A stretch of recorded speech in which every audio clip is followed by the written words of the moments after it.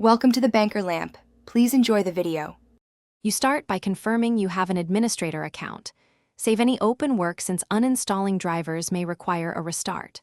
Once ready, open Start and type Device Manager. Run it as administrator so you can make system-level changes. Next, locate and expand the device category that matches the hardware you want to revert.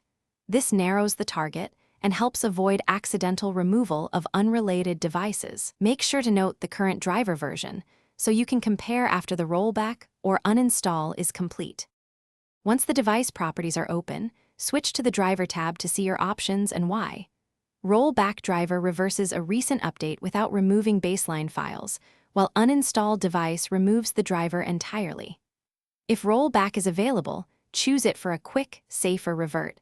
Follow prompts and restart when asked.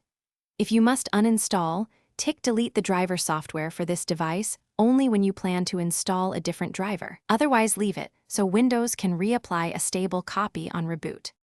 After the rollback or uninstall, restart the computer to let Windows finalize driver changes and reinitialize hardware. This step is essential.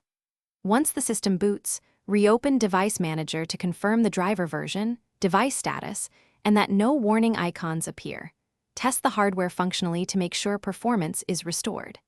If the device still fails, try Safe Mode to uninstall problematic drivers cleanly. Or use System, Restore to return to a known good configuration. Those options. Thanks for watching. If this was helpful, leave a like and consider subscribing. See you next time.